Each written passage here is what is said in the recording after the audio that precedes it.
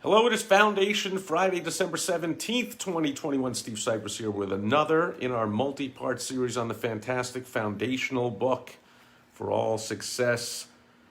That's the last book we did, The Psychology of Winning. We've been doing The Magic of Thinking Big by Dr. David Shea Schwartz. I'm staring right at it. You'd think I'd be able to, and I'm holding it in my hand. And I'm about to teach a fantastic, powerful lesson from the book as we're talking about how to think creatively, which will cause you to have growth and massive success. And Dr. Schwartz says, as a personal, that was last week, he says, in hundreds of interviews, boy, I'm kind of a mess today, aren't I? Long day, long week, talking to a lot of people. Let's see if I can make it through this one. In hundreds of interviews with people at all levels, I've made this discovery. The bigger the person, the more apt he or she is to encourage you to talk.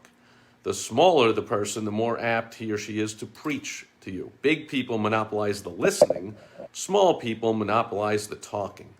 Top-level leaders in all walks of life spend much more time requesting advice than they do in giving it. Before a top person makes a decision, he or she asks, how do you feel about it? What do you recommend? What would you do under these circumstances? How does this sound to you? And so on. Basically, in my experience, what Dr. Schwartz is pointing out here is the power of the mastermind. I have been a member of many masterminds, many high-level masterminds, tens of thousands of dollars a year. I spent 2 years with Joe Polish in his high-level mastermind at the Genius Network, colloquially called the 25K group because it was $25,000 up front to get in the door. I did that for a couple of years and so on and so on, and I've run high-level masterminds for years.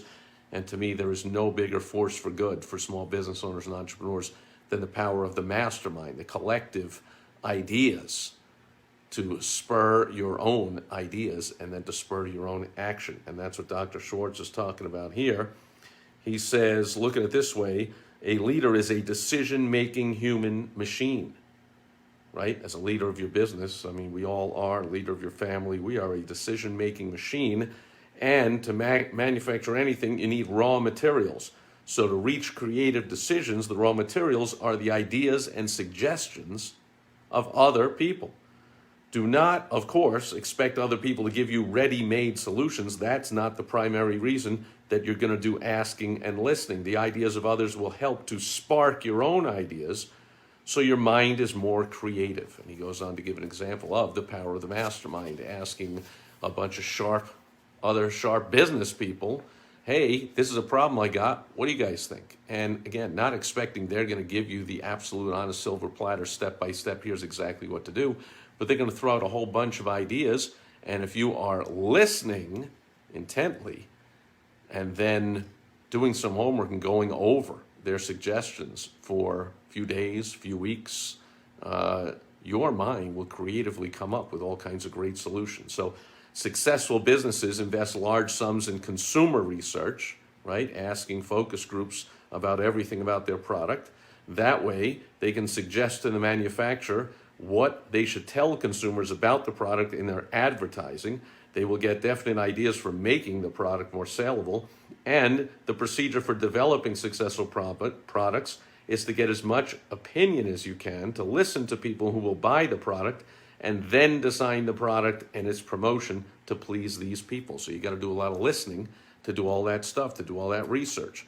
Your ears are your intake valves. They feed your mind raw materials, which can be converted into creative power.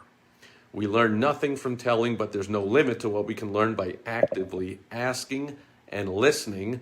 And so Dr. Schwartz urges all of us to try this 3-stage program to strengthen your creativity through asking and listening. Number 1, encourage others to talk. Draw them out with phrases like, hey, tell me more. Or what do you think was the key to that? Or what do you think should be done about that? And what if this continues? How are you going to feel about that? Or on and on and on, right? Encourage others to talk is a double-barreled victory. Your mind will soak up raw material that you can then use to produce creative thought, and you will win friends because there's no surer way to get people to like you than to encourage them to talk to you. Number 2, test your own views in the form of questions. Let other people help you smooth and polish your ideas. Use the "what do you think of this" suggestion approach. Don't be dogmatic. Don't announce a fresh idea as if it were handed down on a gold tablet. Do a little informal research first. See how your associates react to it. If you do, chances are you'll end up with a better idea. Again, the power of the mastermind. Social media is great for this. If you are actively in or you run a group on social media like LinkedIn or Facebook, or maybe just posting it to your regular, where you post on your page on Facebook or LinkedIn, and you ask people, hey, I'm thinking of doing this. What do you think? I'll give you a hint. Those type of posts get a lot of traction on social media.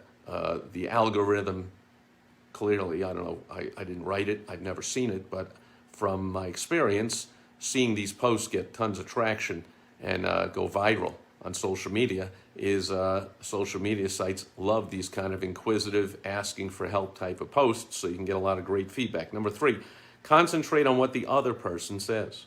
Listening is more than just keeping your own mouth shut. Listening means letting what's said penetrate your mind. Too often people pretend to listen when they aren't listening at all. They're just waiting for the other person to pause so they can take over with the talking.